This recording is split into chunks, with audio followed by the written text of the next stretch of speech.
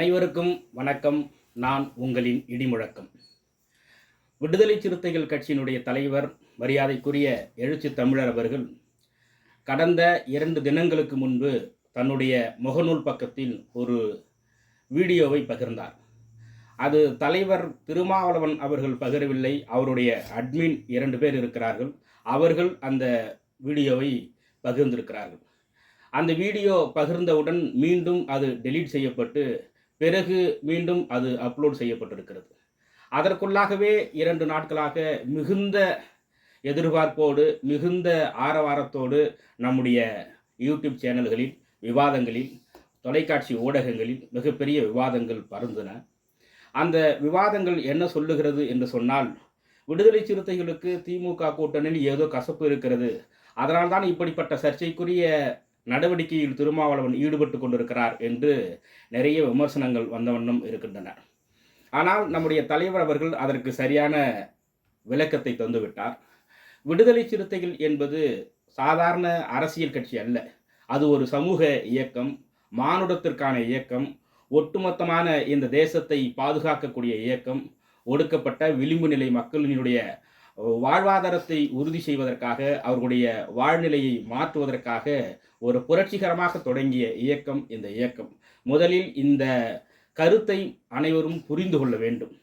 விடுதலை சிறுத்தைகள் ஆட்சியில் பங்கு வேண்டும், அதிகாரத்திலும் பங்கு வேண்டும் என்று கேட்கிறார்கள். அவர்களுக்கு எப்படி இப்படிப்பட்ட வார்த்தைகள் எல்லாம் வருகிறது, எப்படி இந்த துணிச்சல் வருகிறது என்று பல பேர் கேட்டுக்கொண்டிருக்கிறார்கள்.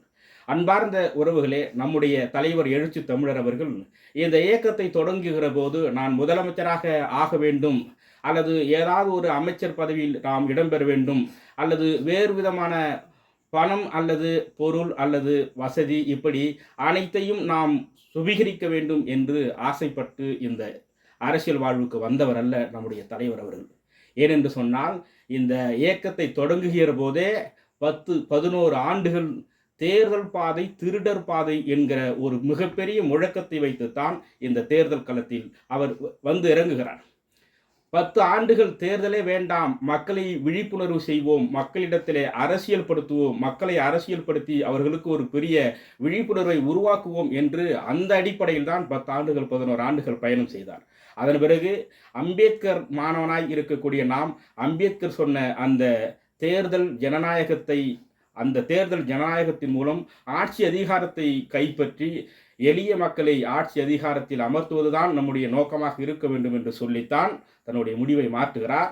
அதற்கு ஒரு வாய்ப்பாக, ஒரு வசதியாக மறைந்த மரியாதைக்குரிய தலைவர், தமிழ் மாநில காங்கிரசினுடைய தலைவர் மூப்பனார் அவர்கள் தேர்தல் களத்தில் நம்மை அழைத்து வருவதற்கு ஒரு வாய்ப்பாக அவர் இருந்தார்.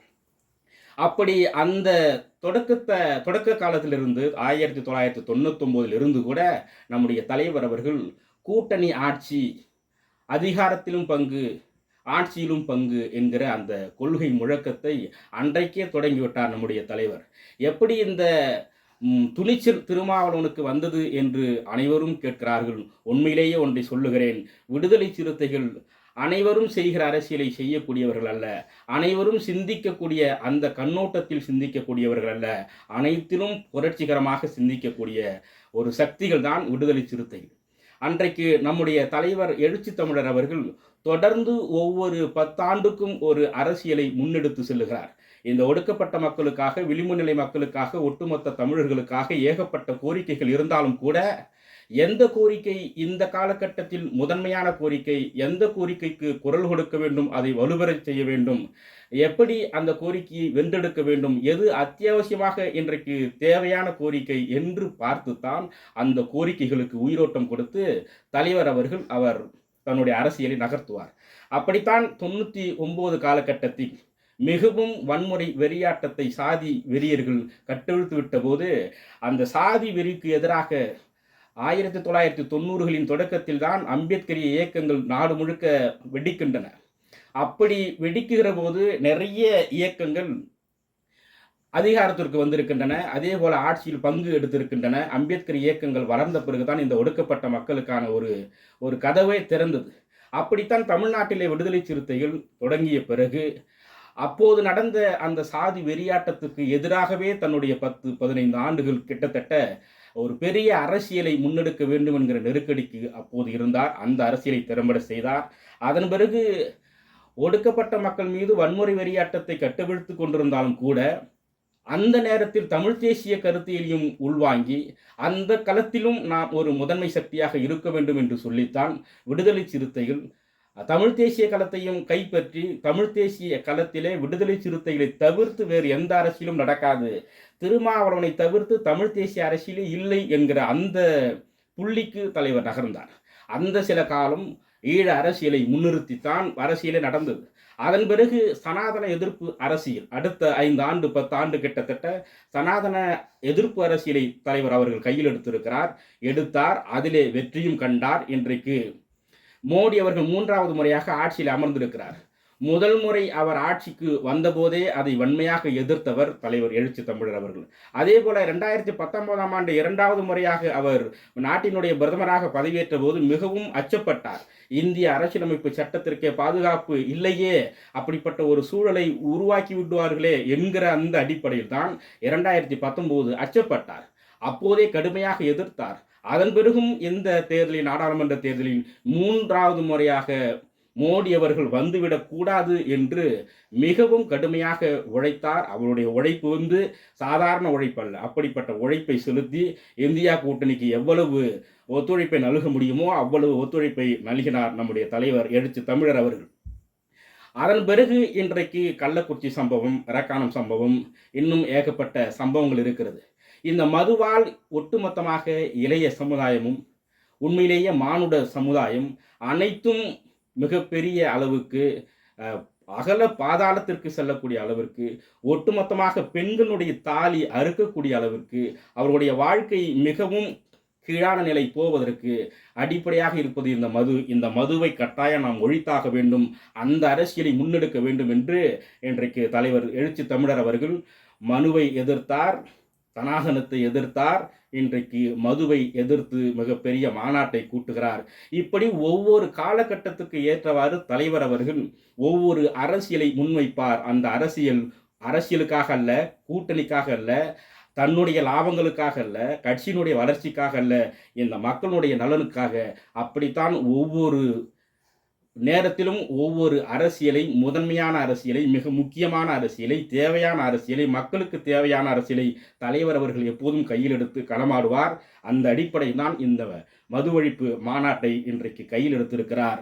அன்பார்ந்த உறவுகளே, விடுதலை சிறுத்தைகளே, நம்முடைய தலைவர் எழுச்சி தமிழர் அவர்கள் கை நீட்டி காட்டுகிற அந்த திசை நோக்கி பாயக்கூடிய சிறுத்தைகளாகவேத்தான் நாம் இருப்போம். எதிரிகளுக்கு தலைவர் பதில் சொல்லுவார். இன்றைக்கு இந்த கோரிக்கை இருக்கிறதே, மது ஒழிப்பு என்கிற கோரிக்கைக்கு என்ன விவாதம், எப்படிப்பட்ட வரவேற்பு என்று நாம் பார்த்து கொண்டிருக்கிறோம். ஆனால் நாம் தொடக்கத்தில் சொன்னதை போல விடுதலை சிறுத்தைகள் கூட்டணி ஆட்சியை வலியுறுத்தி ஒரு கருத்தரங்கை இங்கே நடத்திவிட்டால் தமிழ்நாட்டு அரசியலில் எப்படிப்பட்ட மாற்றமும் நிகழும், எப்படிப்பட்ட அரசியலும் உருவாகும். அதற்கான காலம் அப்படியே இருக்கிறது. அந்த கோரிக்கையை அடைகாத்து விடுதலை சிறுத்தைகள் வருகிறது. இனி வரும் காலங்களில் அப்படி ஒரு கோரிக்கையை முன்வைக்கிற போது அதற்கான அரசியல் கனியும், அந்த சூழல் நமக்கு உருவாகும். இந்த கோரிக்கை அப்படியே இருக்கிறது, அதையும் நாம் செய்வோம். இன்றைக்கு முதன்மையானது மது ஒழிப்பு, பிறகு கூட்டணி ஆட்சி என்பதிலே மாற்று கருத்து இல்லை.